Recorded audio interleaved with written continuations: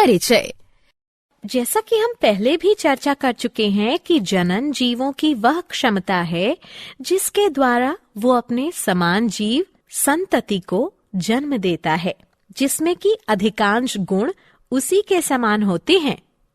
हाँ माधुरी, वह प्रक्रिया जिसमें नर और मादा युग्मक के संलयन से एक नए जीव की उत्पत्ति होती है, लैंगिक जनन कहलाती है। तो आओ अब हम इसके बारे में विस्तार से चर्चा करें। उद्देश्य। इस पाठ के अंत में आप निम्न करने में सक्षम हो जाएंगे: लैंगिक जनन को परिभाषित करना, पुष्पी पौधों में लैंगिक जनन को समझना, पुष्प की संरचना को समझना, बीजों की संरचना और उनके प्रकारों को पहचानना, एक लिंगी पुष्प की संरचना को समझना, द्विलिंगी यानी उभयलिंगी पुष्प की संरचना को पहचानना, अलिंगी पुष्प की संरचना को समझना, उभयलिंगाश्रयी और एकालिंगाश्रयी पौधों को पहचानना, पुष्प के कार्यों को समझना,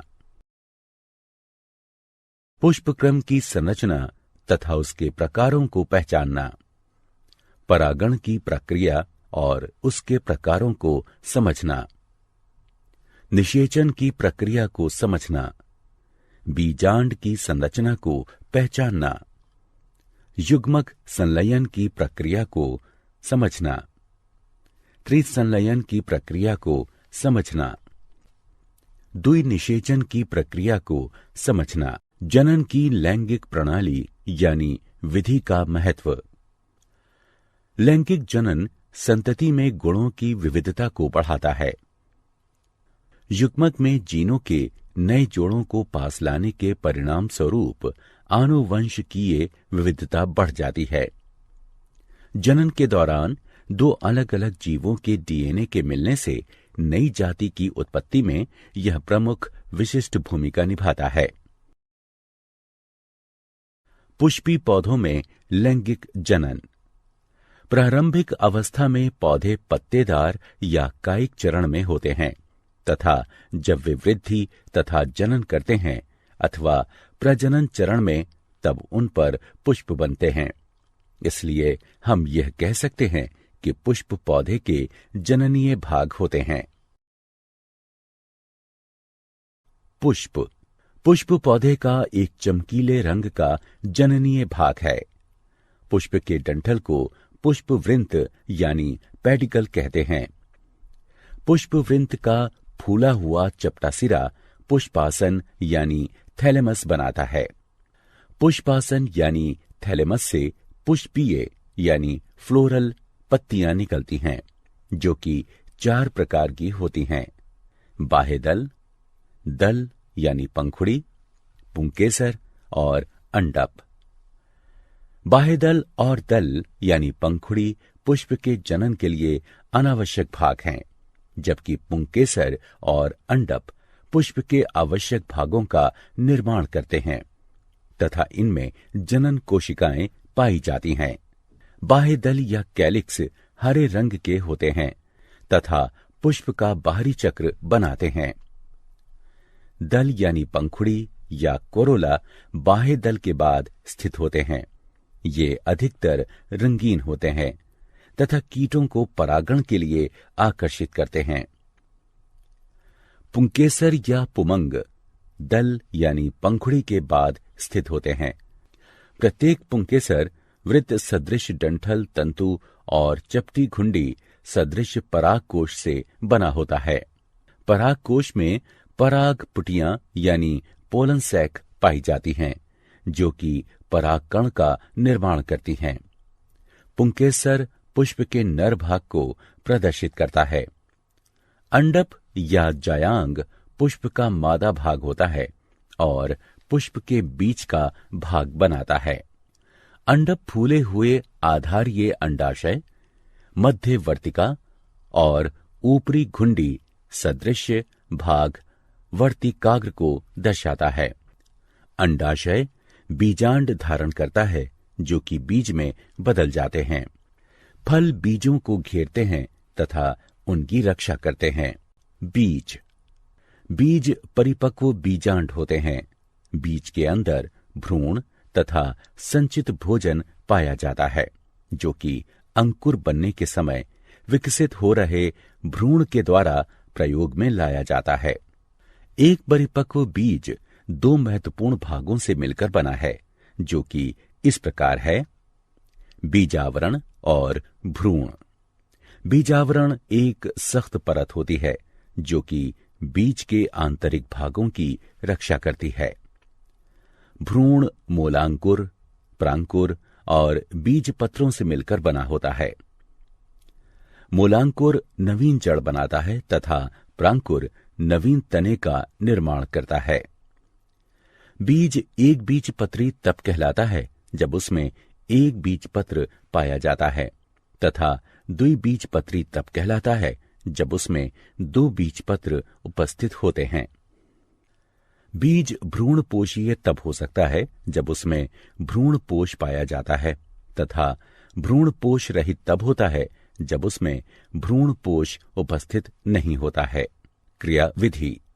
चलिए बीज की संरचना को भलीभांति समझने के लिए एक क्रिया विधि करते हैं। हमने कुछ चने के बीजों और कुछ मक्के के बीजों को रात भर जल में डुबो कर रखा। अगले दिन सुबह हमने उन बीजों का अतिरिक्त जल निकालकर उन बीजों को एक गीले कपड़े में लपेटकर एक दिन के लिए रख दिया। अगले दिन हमने दोनों तरह के बीजों को दो भागों में बांट दिया। हम देखते हैं कि चने के बीजों में बीजावरण, मूलांकुर, प्रांकुर और दो बीज पत्र उपस्थित होते हैं, जबकि मक्के के बीजों में बीजावरण, मूलांकुर, प्रांकुर और एक बीज पत्र ही उपस्थित है। एक लिंगी पुष्प, वे पुष्प जिनमें या तो पुंकेसर या स्त्री केसर पाया जाता है, उन्हें एक लिंगी पुष्प कहते हैं। उदाहरण: पपीता, तरबूज। द्विलिंगी पुष्प, वे पुष्प जिनमें पुंकेसर और स्त्री केसर दोनों उपस्थित होते हैं, उन्हें द्विलिंगी या उभयलिंगी पुष्प कहते हैं। उदाहरण: मटर, हिबिस्कस और सरसों। अलिंगी पुष्प, वे पुष्प जिनमें पुंकेसर और स्त्री केसर दोनों ही अनुपस्थित होते हैं, उन्हें अलिंगी पुष्प कहते हैं। उदाहरण: आम, काजू। उभयलिंगाश्रयी तथा एकालिंगाश्रयी पौधे, वे पौधे जिनमें दोनों प्रकार के एक लिंगी पुष्प पाए जाते हैं, उभयलिंगाश्रयी पौधे कहलाते हैं। उदाहरण: मक्का, कद्दू और अरंडी। वे पौधे जिनमें केवल एक प्रकार के एक लिंगी पुष्प पाए जाते हैं, एकालिंगाश्रयी पौधे कहलाते हैं। उदाहरण: खजूर का पेड़ और शहतूत। पुष्प के कार्य। पुष्प में नर जननांग पुंकेसर तथा मादा जननांग अंडक पाए जाते हैं। पुष्प पौधे का वह भाग है जो कि लैंगिक जनन में भाग लेता है। अंडाशय परिपक्व होकर फल का निर्माण करता है, जिसमें बीज उपस्थित होते हैं। पुष्प क्रम। पुष्प सदैव अकेले नहीं पाए जाते हैं। ऐसे पुष्प जो कि आकार में छोटे होते हैं, वे अधिकतर गुच्छों में पाए जाते हैं। वह अक्ष जिस पर कि पुष्पों का गुच्छा लगा होता है, पुष्प क्रम कहलाता है। यह अंतस्थ अथवा कक्षीय हो सकता है। फूल गोभी पुष्प क्रम का एक अच्छा उदाहरण है। परागण।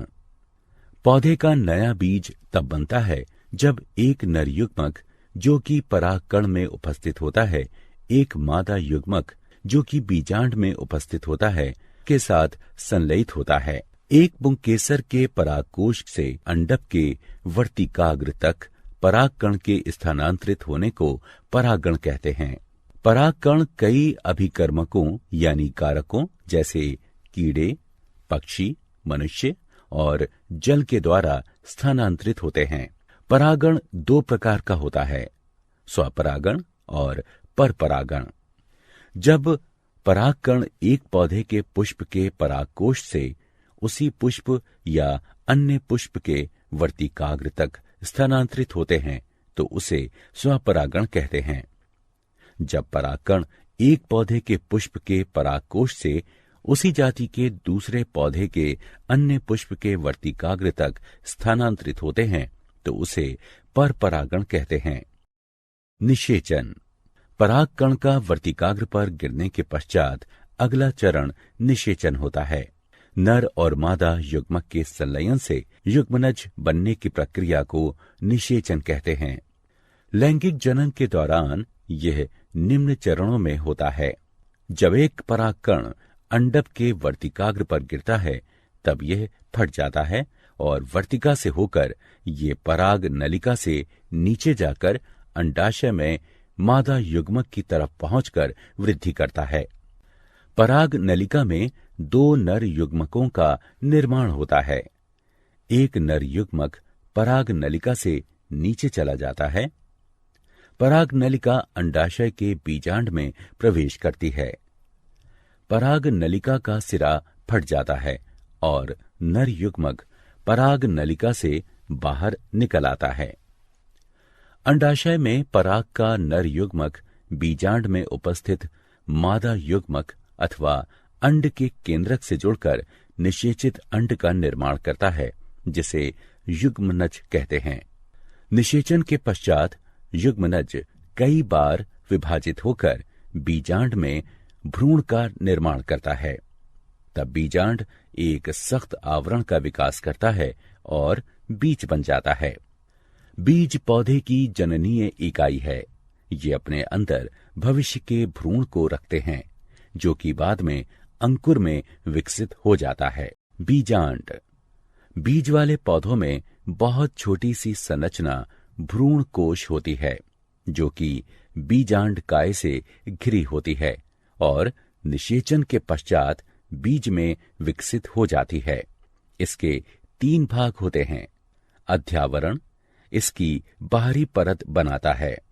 बीजांड काय यानी गुरु बीजाणुधानी तथा गुरु बीजाणु युक्त मादा युग्मकोद्भिद यानी गुरु युग्मकोद्भिद इसके मध्य में स्थित होता है। गुरु युग्मकोद्भिद, जो कि पुष्पी पौधों में भ्रूण कोश भी कहलाता है, निषेचन के लिए एक अंड कोशिका या कई समूहों में अनेक अंड कोशिकाओं का निर्माण करता है। निषेचन के पश्चात बीजांड एक बीज में विकसित हो जाता है। युग्मक संलयन।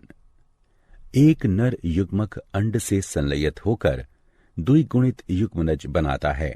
इसे युग्मक संलयन कहते हैं। मेरुरज्जु प्रतिवर्ती क्रियाओं को नियंत्रित करता है और संदेशों को शरीर के विभिन्न भागों तथा मस्तिष्क तक संवहित करता है। त्रिसंलयन। दूसरा नर युग्मक द्वितीयक केंद्रक के साथ संलयित होकर प्राथमिक भ्रूण पोष केंद्रक बनाता है। इसे त्रिसंलयन इसलिए कहते हैं क्योंकि संलयन प्रक्रिया में 3 केंद्रक सम्मिलित होते हैं, एक नर युग्मक और 2 ध्रुवीय कोशिकाएं। द्विनिषेचन। 2 युग्मकों के युग्मक संलयन द्वारा एक ही भ्रूण कोश यानी पुटी में 2 बार निषेचन की प्रक्रिया घटित होने और त्रिसंलयन को द्विनिषेचन कहते हैं। क्या आप जानते हैं पक्षियों के द्वारा किया गया परागण पक्षी परागण कहलाता है। जलोद्भिद पुष्पों में परागकण हल्के होते हैं किंतु मोम से ढके होते हैं। खाने योग्य पराग रोसा, मैग्नोलिया और क्लीमेंटिस के द्वारा बनाए जाते हैं। ज़ोस्टेरा में सबसे लंबा पराग लगभग 2500 माइक्रोमीटर लंबाई का पाया जाता है, जबकि मयोसोटिस में सबसे छोटा पराग लगभग 2.5 से 3.5 माइक्रोमीटर लंबाई तक का पाया जाता है। एरिथ्रीना में कौओं और गिलहरियों के द्वारा परागण होता है। वायु में पराग की उपस्थिति के कारण प्रत्यूर्जता यानी एलर्जी अभिक्रिया होती है, जिसके कारण हे बुखार हो जाता है। निषेचन के बिना अंड के विकास को अनिषेक जनन कहते हैं। निषेचन के बिना फल बनने की प्रक्रिया को अनिषेक फलन कहते हैं। सारांश। आइए हमने जो कुछ सीखा है उसे संक्षेप में दोहराएं। उच्च पादपों के जनन भाग पुष्प में स्थित होते हैं। पुंकेसर पौधे का नर जनन भाग होता है। अंडक पुष्प के केंद्र में स्थित होता है तथा मादा जनन भाग होता है। परागकोश से वर्तिकाग्र तक परागकण का स्थानांतरण परागण कहलाता है। परागण दो प्रकार का होता है, स्वपरागण और परापरागण। अंडाशय पककर फल बन जाती है। फल बीजों को मुक्त यानी छोड़ने में सक्षम होते हैं। प्रत्येक बीज में एक भावी पौधा होता है जो कि अंकुरित होकर एक नया पौधा उत्पन्न करता है।